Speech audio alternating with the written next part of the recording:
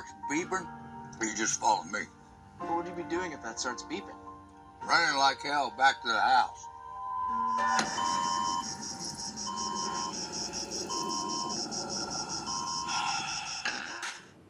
Hello everybody, welcome back to Screenstars. I'm here today to bring you my review for the 2022 film All Eyes, a film that is a little bit of a thriller, a little bit of horror, and a little bit of black comedy. The film is directed by Todd and Alex Greenlee, I believe, who also wrote the film, and it stars Jasper Hammer as Alan and Ben Hall as Don. Now, the film initially focuses on Jasper Hammer's character, Alan, who is a podcast presenter. He kind of interviews weird people with weird stories, and obviously tries to profit of it. He's quite a successful podcaster, and this one particular guy he has on his podcast is obviously a little bit mentally unhinged, and a tragedy takes place. He is then blamed, this podcast presenter, Alan, and he loses his job. So he's a little bit of a downer. However, he's got quite a big fan base, so his producer brings him some fan mail. And included in this fan mail is a letter from a guy called Don, who was hoping to get on the podcast. In this letter, he basically says to Alan, if you come out and meet me, I'll give you $25,000. My wife is a big fan of your podcasts, and I've got a monster living out back of my farm. If you come and help me investigate, you can have this money and tell my story. So he's intrigued by this, and he's got to get back on the horse basically because he's lost his job. He needs some kind of story to try and get his name back out there. So he goes and meets Don. Now Don is a little bit of a character, and the film then goes from there. Right, what are my thoughts on All Eyes? Now, the premise of this film initially sounded very much like, to me, another film called Digging Up the Marrow, where a filmmaker essentially goes and meets a guy who claims he can prove that monsters are real. And that's a found footage, documentary style found footage film. It's a film I like, and it's a film I have covered on this channel. So the premise of that film and this film sounded very, very similar to me, which got me immediately interested. However, while the premises might be similar, that's where the similarities actually end. They are two very, very different films. Now, I think what really works for this film, and I'll say right off the bat, I did quite enjoy this film. I thought it was really well made. Is the two characters here of Don and Alan, the podcaster and the farmer. They're really well written. I think it would have been quite easy, and I think in less capable hands, somebody else would have done this, to turn this podcaster into the bad guy. They don't. They actually balance it really nicely, in a sense of, yeah, okay, as a podcaster, yes, he's a bit fame hungry, and that's what he does for a living. I'm almost exploiting people, but it doesn't present him as the bad guy in any way, shape, or form. And that allows you to kind of understand and get behind his character a lot better.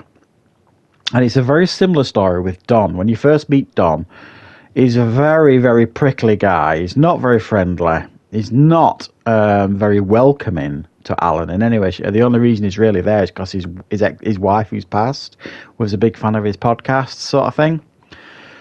But the more we learn about Dom, the more we learn, in actual fact, he's a very laid character. He's got a lot of heart, and a lot of what he presents on the surface is not the actual truth. He's a much more complex and caring character. So we've got these two characters that are presented to us that you really are quite affectionate towards. And that really helps this film, because the majority of this film is just these two guys on screen. And even though the premise of this film is that he's going out there because this farmer, Don, claims there's a monster out back, with like loads of different eyes, hence the title of the film, All Eyes. So you're intrigued by this. You know, is Don losing it? Is there a monster there? Nobody believes there's a monster there. Certainly Alan doesn't believe it, and you don't necessarily believe it as an audience member. So as the film goes on, it's more about the relationship between these two guys, and the the extremities that Don has gone to protect his properties, but booby traps everywhere, and I mean literally everywhere. His property is lethal, which comes back later in the film to some degree.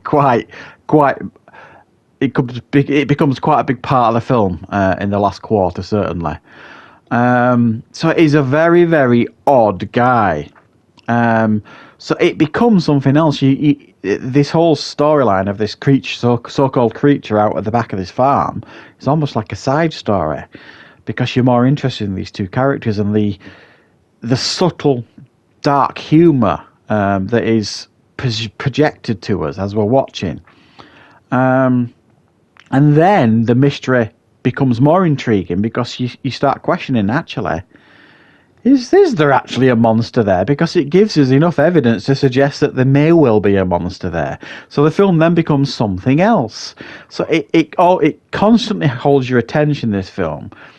And it constantly keeps the mystery up. Even though there was quite a few people would describe this as slow paced, and I would agree to some part. I didn't mind so much because I enjoyed the characters and I enjoyed the conversations they were having and all that kind of stuff, and the premise that they were in. And yeah, it's a low budget film, obviously, but I think it does really, really well with the budget. I thought it was cleverly written, cleverly directed, and very well acted by the two leads. It held my attention throughout, and like I say, it masterfully plays, I think, with the genres of a thriller, a horror, and a dark comedy at the same time. It kind of subtly plays around with those ingredients and gives us something a little bit different. And me personally, I'm always looking for something that's a little bit more original, something that tries to take a risk, and I think this one certainly does it. I think if you go into this film thinking you're going to get a huge hairy beast charging out of the woods trying to kill everybody, you'll be disappointed. It's far more subtle than that, but I quite enjoyed that aspect of it. So yeah, for me, I thought this was a fairly strong 7 out of 10. It really surprised me, this one. I wasn't expecting to enjoy this half as much as I did, so I think this is definitely worth checking out if you get the opportunity, guys. So thanks for watching. I hope you enjoyed the review. I'll be back with more content on the channel very, very soon.